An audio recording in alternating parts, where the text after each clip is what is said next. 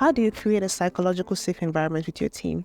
As a Scrum Master, the first step to leading this is by ensuring that our working agreement highlights the importance of a safe environment for everyone that is going to be a part of that team, regardless of role, regardless of background, regardless of where you are currently at the stage of your development in our teams, even if you're a new team member or if you've been an existing team member. And one of the first things that we want to ensure is that everyone, even if they are being criticized, are criticized positively. There's no bullying, there's no criticism that is happening in front of everyone. So we make sure that our working agreement highlights the need for our teams to be psychologically safe. I also ensure that I'm shielding and protecting the teams from outside distractions, or if anyone has any issue with my team members, that they come to me or my team leads instead of attacking my team members in front of everyone. I also ensure that for me personally, I build that relationship with my developers and team members that comes about with trust, safety, empathy, listening, so that if they do have any issues or concerns, they're able to come to me directly and not feel like they have to constantly hide and not feel safe about what's going on. And I have had this happen multiple times in my past experiences,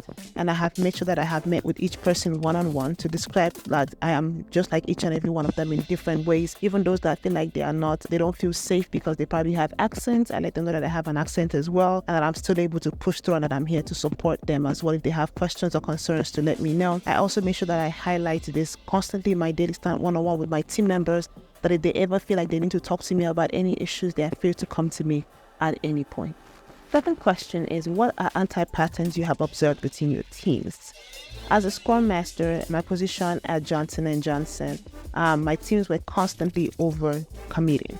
I felt like they were trigger happy, if that's the word to use. They were constantly always in the need to take on new work. Like, let's take it on, let's bring it in.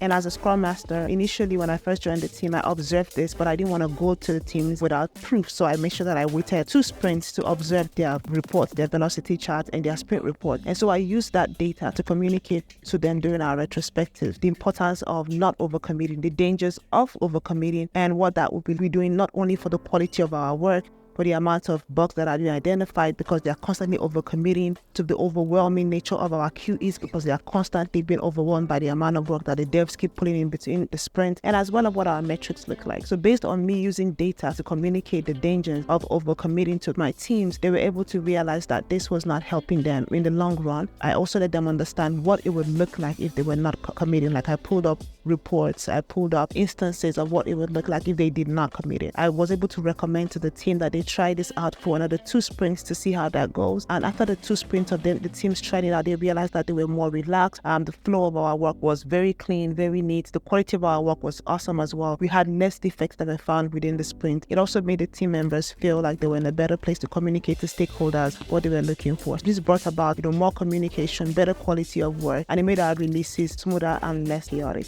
What is one mistake you have made as a Scrum Master?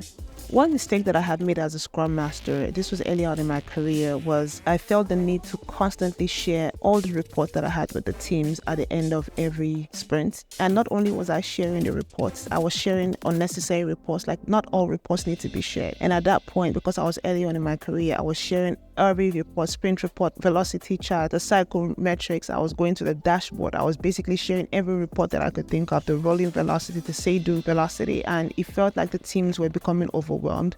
I was more about pushing reports in their face as opposed to celebrating small wins that the team had. And this greatly reduced the morale of the team. They felt like they were constantly being critiqued for the work that we're doing, even though I was not focusing on what the issues were, where the gaps were, and how I could assist. I was more focused on productivity, like drive, do this, get this done, so that our metrics can look good. And in doing so, I felt like I eventually led the team to where there was a burnout. And so when I realized this during another retrospective that I had, and the teams were able to, highlight where the gaps were, highlight where there are concerns, I took responsibility and accountability for that. I apologized. I created action items for myself going forward. I created tickets on my Jira board to track what I said I was going to be doing, so that the teams could see that I was actually doing that. And gradually, I started eliminating these reports. I started shielding the team more, and I started keeping those reports far away from them, and I only showed reports at the end of every quarter. Or if I had to show reports as often, I communicated that to the team lead, and I made sure that I spoke to the team and stakeholders to do more encouraging and supporting and celebrating small wins with the team. And after doing that, I noticed that there was a gradual increase, not only in the culture within our teams, not only in the way that the teams were excited to come to meetings, but they were also now more open and willing to share updates and share where there were gaps, because they knew that at that point I have built the trust for them to know that it wasn't about reports anymore, but I was here to help and remove any blockers or issues that would come about. And that led to not only our increase in productivity, which I wanted earlier when I went about it the wrong way, but it also led to more collaboration and coordination among the team members.